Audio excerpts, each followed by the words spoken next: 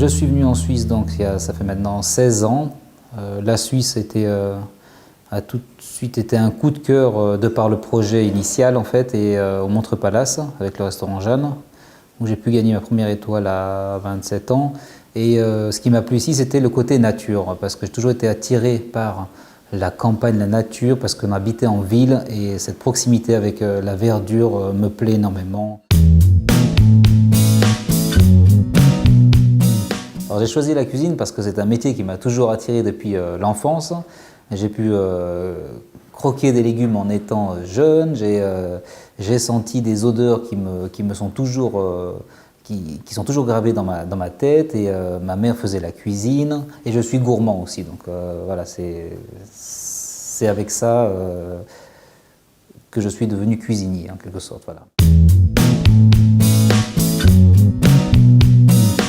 Alors, les légumes que je préfère cuisiner sont les légumes en général, mais un me scie particulièrement, c'est la tomate. Et j'adore la travailler sous toutes ses formes, avec différentes textures, mais surtout il faut qu'elle soit goûteuse, juteuse, goûteuse, et qu'elle ne soit pas servie froide. Voilà, ça c'est idéal pour... Voilà, c'est idéal. C'est idéal.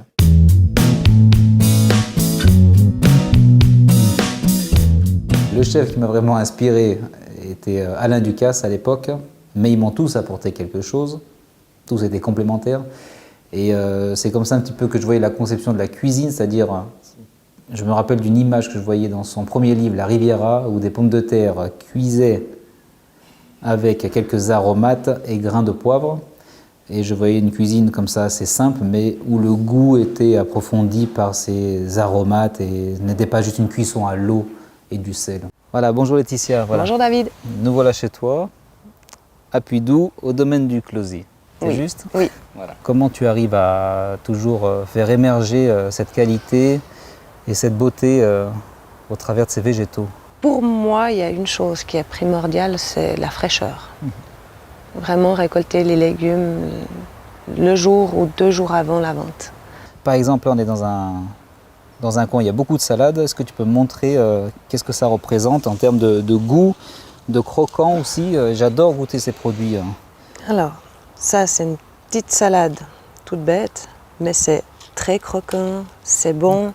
Super. C'est vrai que si on l'accueille trop à l'avance, elle se gardera moins, elle aura moins ce croquant. Parce que j'ai 2 enfants de 13 et de 6 ans, et j'ai vraiment envie de leur faire passer le message. Le message est passé, ça demande beaucoup d'énergie de notre part, parents, de ne pas aller à la facilité, c'est-à-dire de leur servir toujours des choses qu'aujourd'hui on trouve sur le marché de la nourriture, et notamment aussi industrielle, qui peut avoir aussi ses atouts, bien sûr, parce qu'on ne peut pas faire toujours bien la cuisine parce qu'on est en manque de temps souvent, mais d'inculquer aux enfants d'où viennent les produits et la valeur nutritive qui est présente en chacun d'eux pour un bon développement. C'est vite fait de peler une carotte crue, même crue, avec un petit filet d'huile d'olive, un petit goût dessus, c'est vite prêt. Beaucoup de gens disent ça prend trop de temps. Mais il y a manière de cuisiner aussi de manière rapide, vite fait, bien fait, comme je dis. Il faut aller à la rencontre des producteurs, il faut déguster leurs produits, il faut manger leurs produits, il faut consommer comme ça. Voilà. Je produis de la nourriture le mieux possible et le meilleur possible. Et c'est franchement, personnellement, c'est gratifiant de se dire justement, on a un restaurant qui vient, qui remarque que c'est des jolis produits, et après qui va passer du temps à les transformer pour encore les améliorer. Félicitations pour tout ce travail, je t'encourage à aller à fond dedans, et puis moi avec le restaurant j'aimerais justement diriger les jeunes un petit peu sur cette voie. C'est bien, voilà. C'est très bien. Ça joue?